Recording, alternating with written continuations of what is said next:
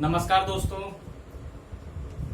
हमारे channel international academy में आपका बहुत बहुत स्वागत है। आज मैं आप लोगों को इंडियन पॉलिटी का एक इम्पोर्टेंट टॉपिक इंडियन एक्ट के विषय में बताने जा रहा हूं, जो कि अंग्रेजों द्वारा समय समय पर इसे लाया गया था।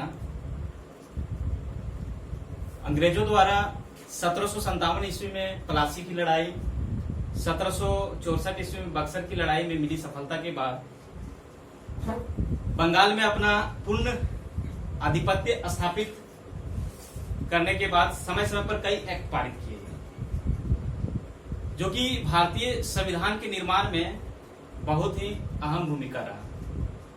तो इसमें सबसे पहला एक्ट है 1773 ईस्वी का रेगुलेटिंग एक्ट। तो चलिए देखते हैं हम लोग 1773 का रेगुलेटिंग एक्ट।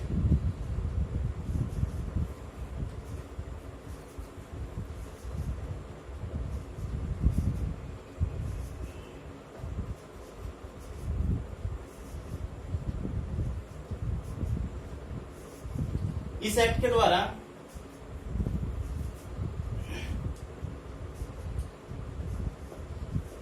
बंगाल के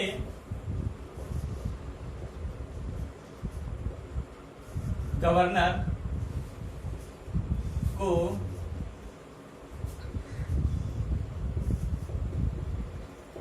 बंगाल का गवर्नर जनरल पद दिया गया।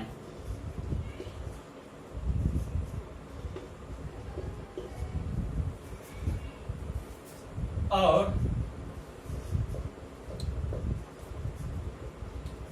मुंबई एवं मद्रास के गवर्नर को इसके अधीन किया गया।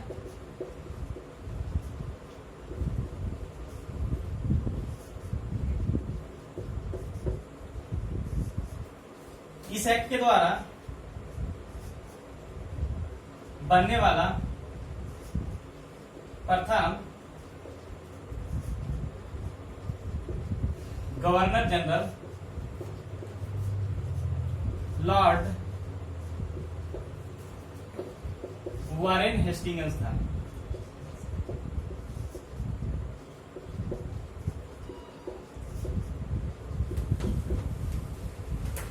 इस एक्ट के द्वारा 1774 ईस्वी में कलकत्ता में एक उच्चतम न्यायालय की स्थापना की गई।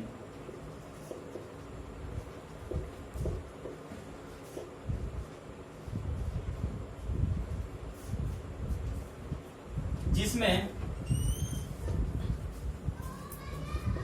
एक मुख्य न्यायाधीश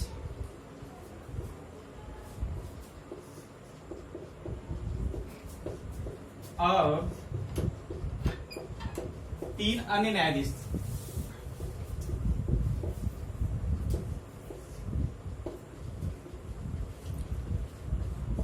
नियुक्त किए गए थे।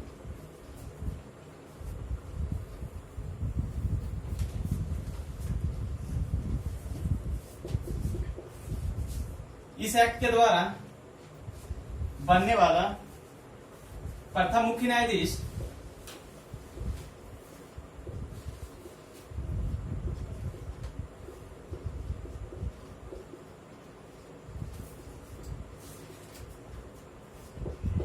सर एलिजा इम्पे थे।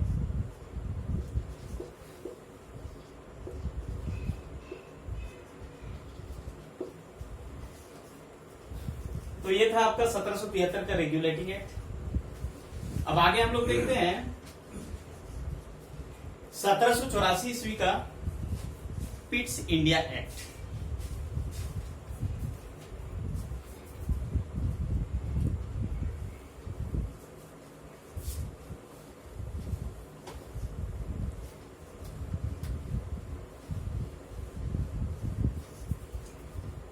1784 का पिट्स इंडिया एक्ट, या पिट्स नाम जो है इंग्लैंड के उस समय के प्रधानमंत्री थे, जिसके नाम पर पिट्स इंडिया एक्ट लाया गया। तो चलिए देखते हैं 1784 पिट्स इंडिया एक्ट।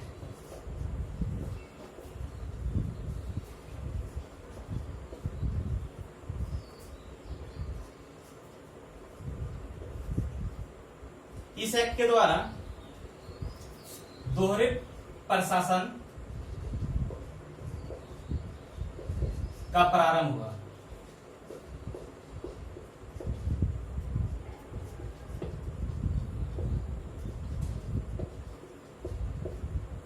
जिसमें बोर्ड ऑफ डायरेक्टर, ये था आपका व्यापारिक मामलों के लिए,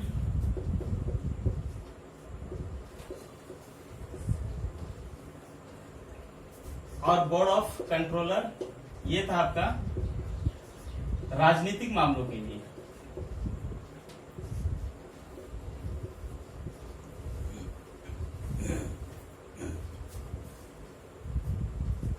ये था आपका 1784 का पिट्स इंडिया एक्ट, जो कि बहुत ही महत्वपूर्ण है, क्योंकि इस एक्ट में दोहरे प्रशासन का प्रारंभ हुआ था, जिसमें बोर्ड ऑफ डायरेक्टर व्यापारी मामलों के लिए और बोर्ड ऑफ कंट्रोलर राजनीतिक मामलों के लिए। इसके आगे देखते हैं 1793 का चार्टर एक्ट।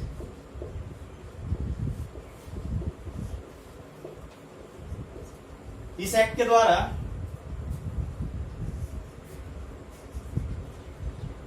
द्वारा नियंत्रण बोर्ड के सदस्य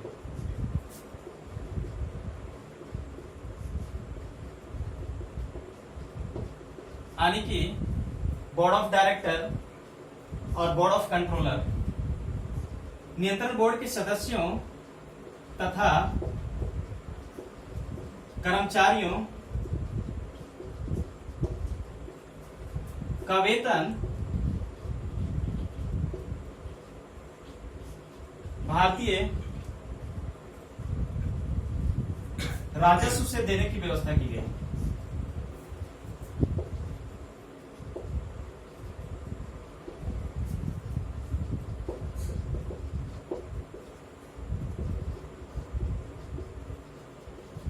क्योंकि उस समय जो है कंपनी के कर्मचारियों और बोर्ड के सदस्यों का वेतन ब्रिटिश राजस्व से दिया जाता था, इसको चेंज करके भारतीय राजस्व से देने की व्यवस्था की गई।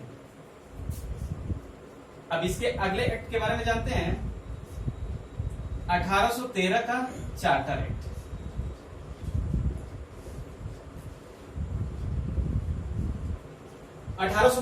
का चार्टर एक्ट, इस एक्ट के द्वारा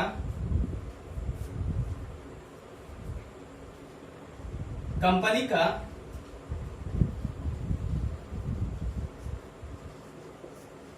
व्यापारिक अधिकार को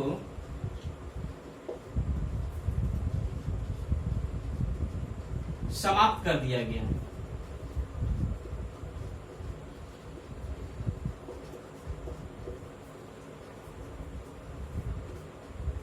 लेकिन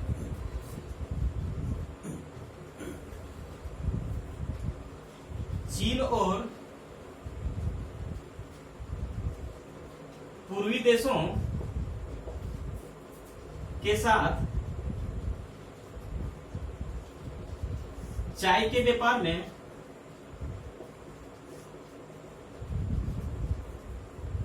एकाधिकार 20 वर्षों के लिए बढ़ा दिया गया।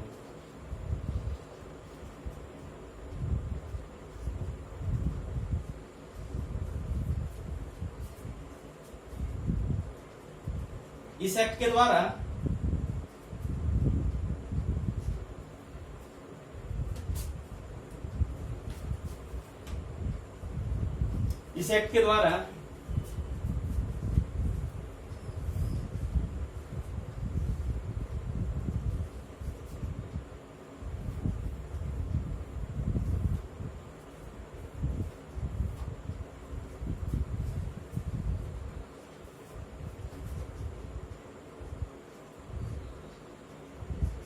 इस एक्ट के द्वारा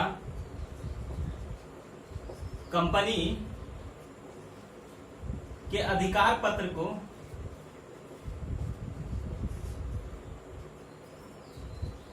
बीस वर्षों तक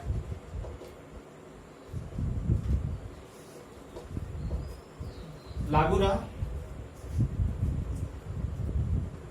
तो ये था आपका 1813 का चार्टर एक्ट, जिसमें कंपनी के व्यापारिक अधिकार को समाप्त कर दिया गया, लेकिन चीन और पूर्वी देशों के साथ चाय के व्यापार में एकाधिकार को 20 वर्षों तक कायम रखा और कंपनी के अधिकार पत्र को 20 वर्षों तक लागू रहा।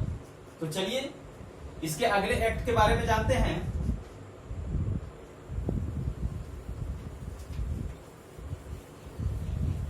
नंबर है 1833 का चार्टर एक्ट,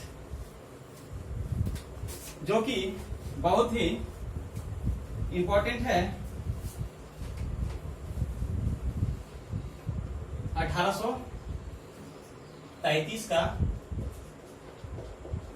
चार्टर एक्ट।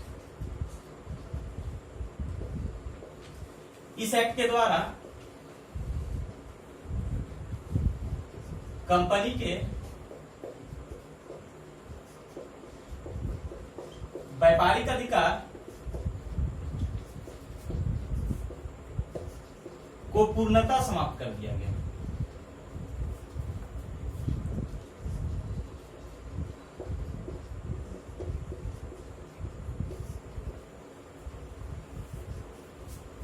इस एक्ट के द्वारा बंगाल के गवर्नर जनरल को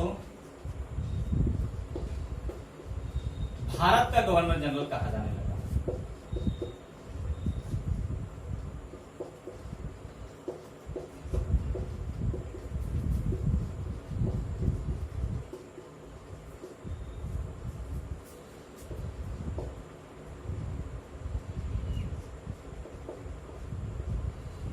और इस एक्ट के द्वारा बनने वाला प्रथम governor general lord William Bentinck था।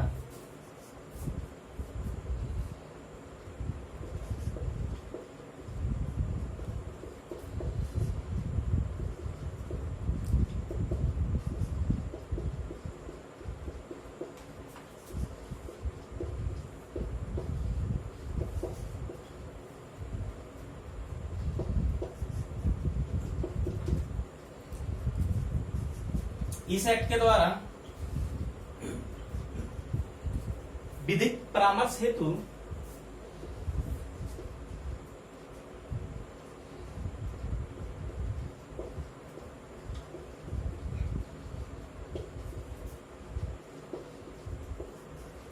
चौथे सदस्य की नियुक्ति की गई।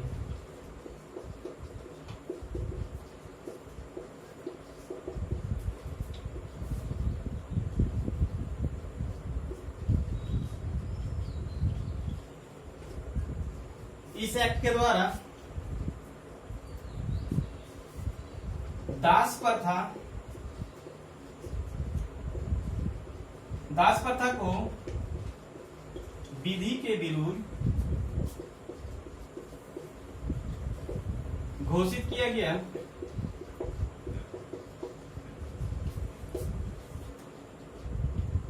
और इसे 1843 में समाप्त कर दिया गया।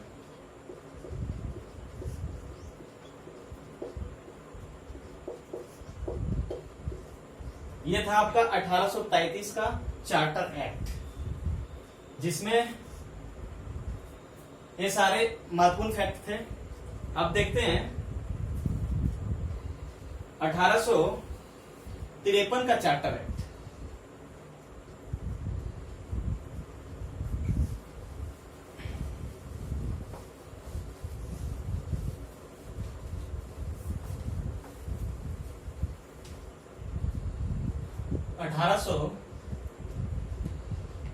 तिरपन का चार्टर एक्ट।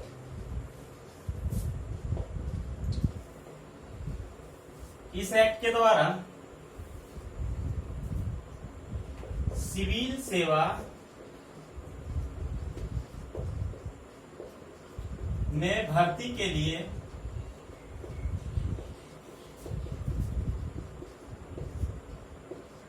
प्रतियोगी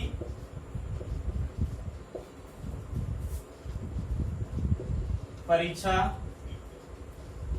का शुभारंभ किया गया।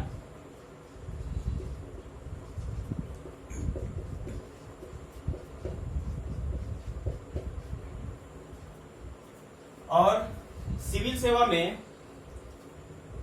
भारतीयों को भी छूट दिया गया।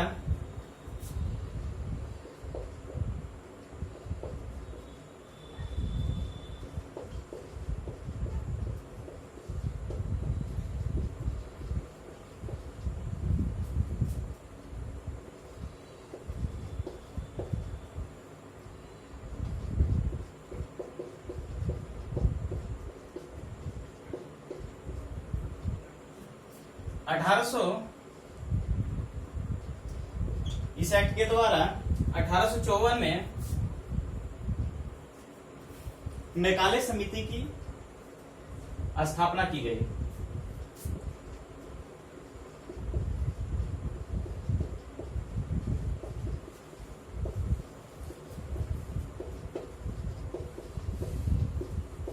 और यह मैकाले समिति सिविल सेवा से रिलेटेड थे।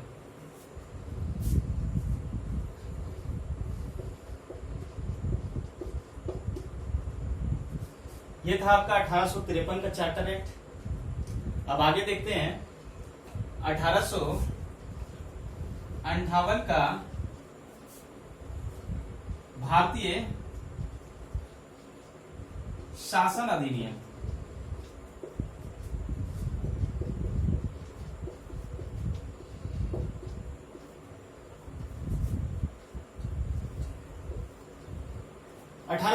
का भारतीय शासन अधिनियम, इसके बारे में थोड़ा जान लेते हैं कि 1858 का भारतीय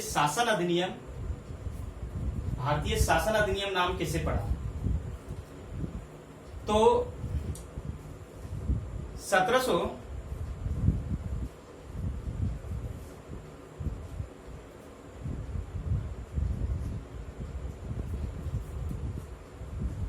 तो चलिए देखते हैं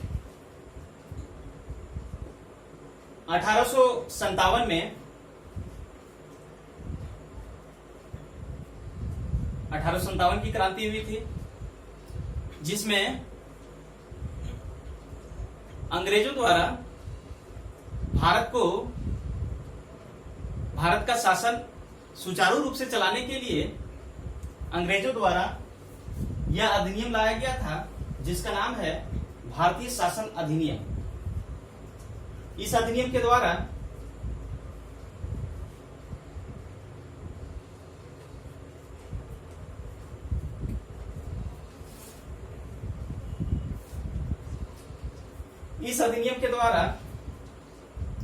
कंपनी का शासन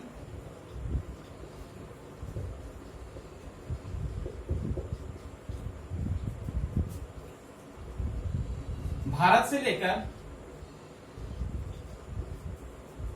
ब्रिटिश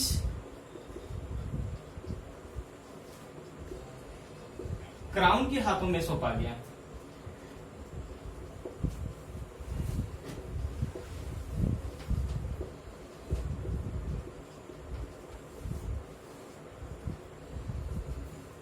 अब कंपनी का शासन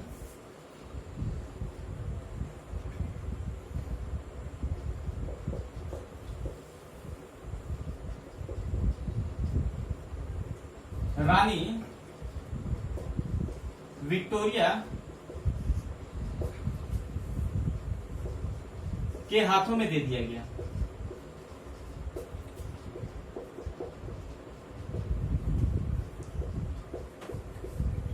इस एक्ट के द्वारा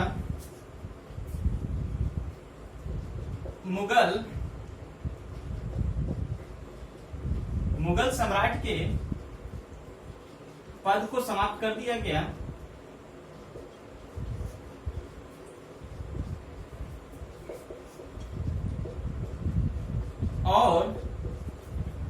इसे पेंशन भोगी बना दिया गया। इस एक्ट के द्वारा board of director, board of controller यानी कि दोहरे प्रशासन का अंत कर दिया गया।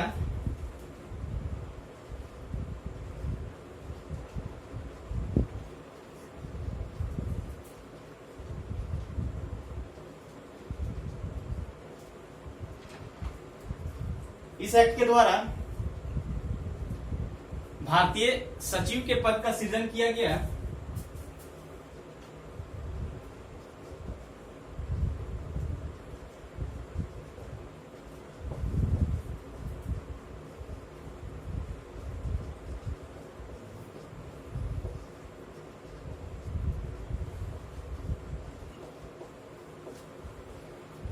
तो इस प्रकार से हम लोगों ने 1858 का भारतीय शासन अधिनियम को देखा। अब इसका आगे 1861 ईस्वी का भारतीय परिषद अधिनियम को देखते हैं।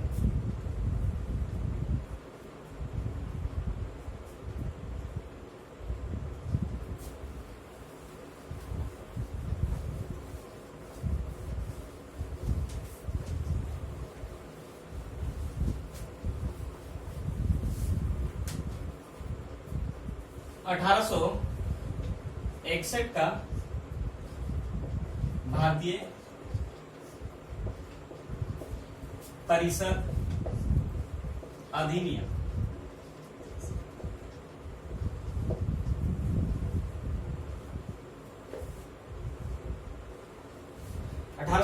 का भारतीय परिषद अधिनियम।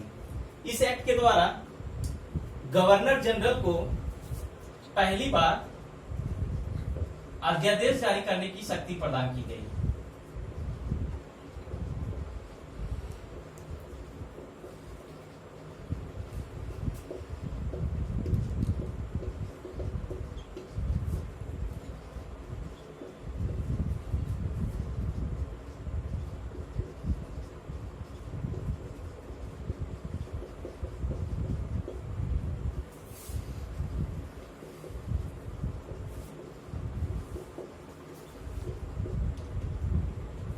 इस एक्ट में यह बहुत ही इंपॉर्टेंट चीज है जिसमें गवर्नर जनरल को पहली बार अध्यादेश जारी करने की शक्ति प्रदान की गई। यह अध्यादेश उस समय लागू होता था जब देश में भारी आपातकाल लागू हो जाता था। अब इसके अगले एक्ट के बारे में जानते हैं। 1892 का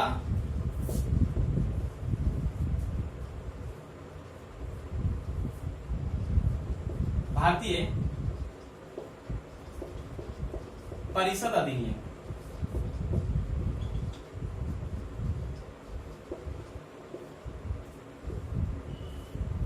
इस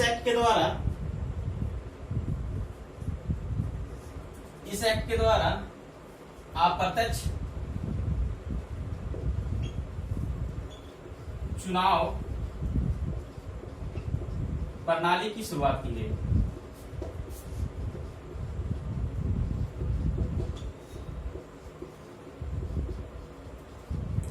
तो ये था आपका 1892 का भारतीय परिषद अधिनियम जिसमें अप्रत्यक्ष चुनाव प्रणाली की शुरुआत की गई थी।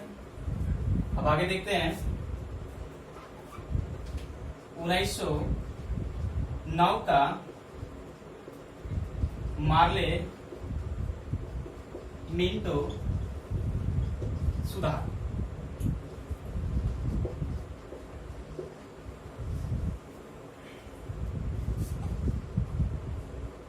मार्ले जो है उस समय इंग्लैंड में भारत के सचिव थे और मिंटो उस समय भारत के वाइसराय थे।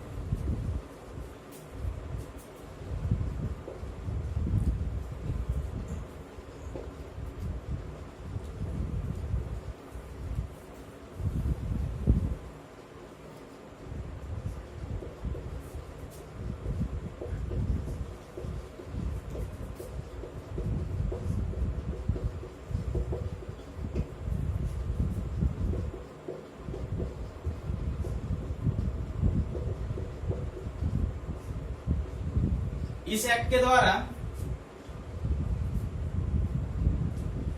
मुस्लिम समुदायों को प्रथम बार पृथक प्रतिनिधित्व की व्यवस्था की गई।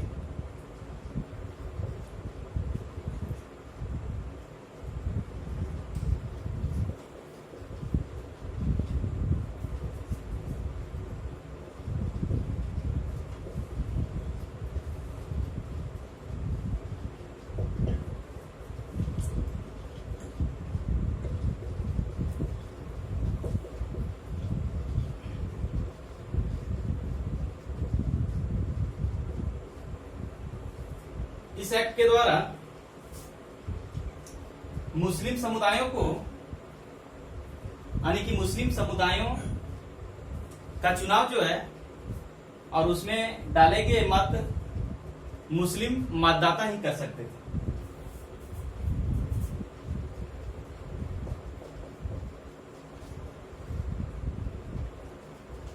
मुस्लिम सदस्यों का चुनाव मुस्लिम मतदाता के द्वारा किया जाता था।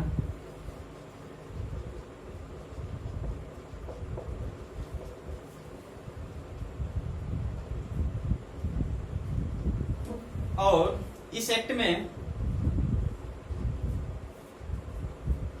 सांप्रदायिक निर्वाचन प्रणाली को भी लागू किया गया, जिसमें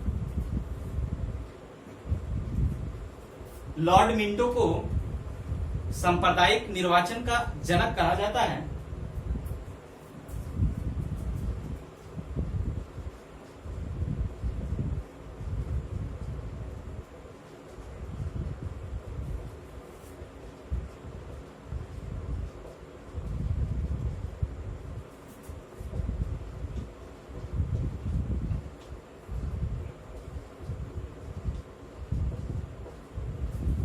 तो इस प्रकार से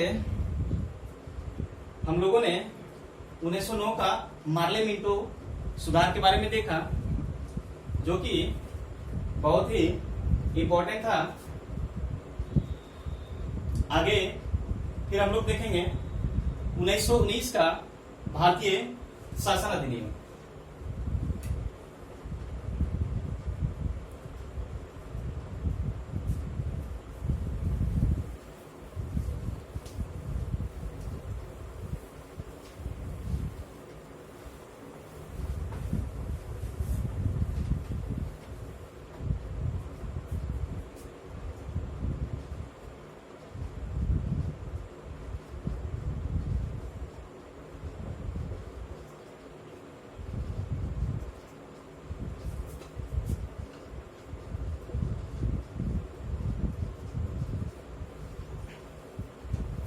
और 1919 के भारतीय शासन अधिनियम को मॉन्टेग्यू चेम्सफोर्ड सुधार भी कहा जाता है।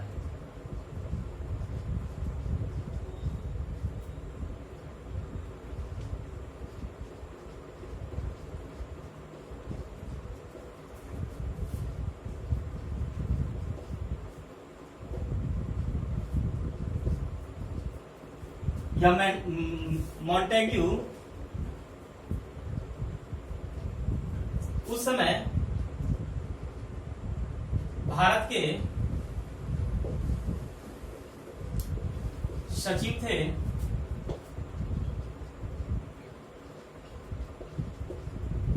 और चेम्सफोर्ड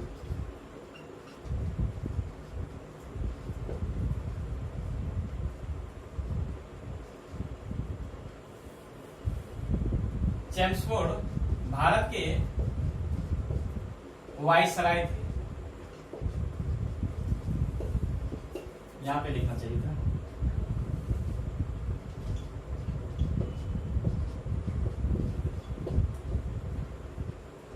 इस एक्ट के द्वारा केंद्र में द्विसदनात्मक विधायिका की स्थापना की गई।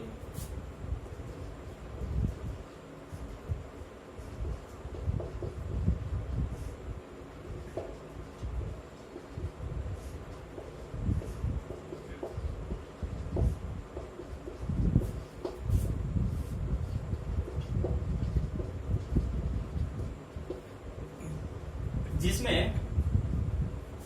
पहला था राज्य परिषद,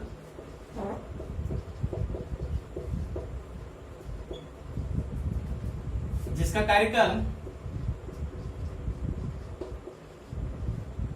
5 वर्षों के लिए था,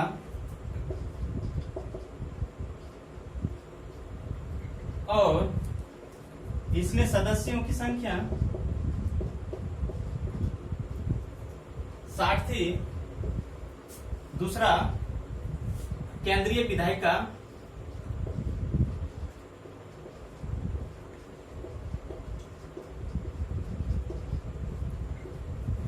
जिसका कार्यकाल 3 वर्षों के लिए था, और सदस्यों की संख्या 145 थी। इस एक्ट के द्वारा प्रांतों में द्वैत से शासन की व्यवस्था की गई।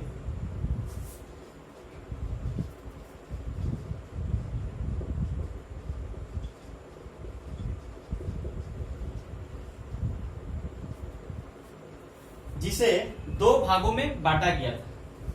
एक था आपका आरक्षित और दूसरा था हस्तांतरित।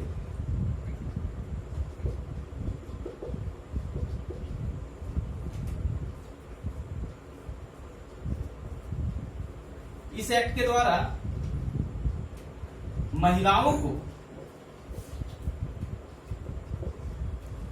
प्रथम बार मत देने का अधिकार प्रदान किया गया।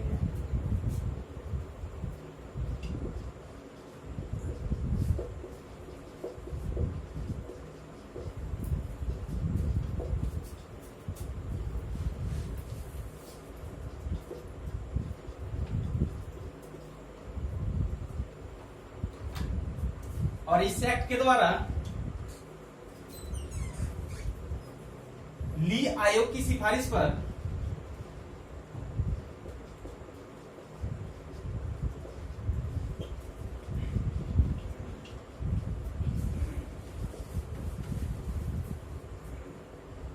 प्रथम लोक सेवा आयोग का गठन किया गया। और कब किया गया था? 1926 को। तो इस प्रकार हम लोग 1919 का भारतीय शासन अधिनियम, जिसे मॉन्टेग्यू चेम्सफोर्ड सुधार कहते हैं, इसको हम लोगों ने देखा। तो आज की क्लास में इतना ही। नेक्स्ट क्लास में इसके आगे देखेंगे। धन्यवाद।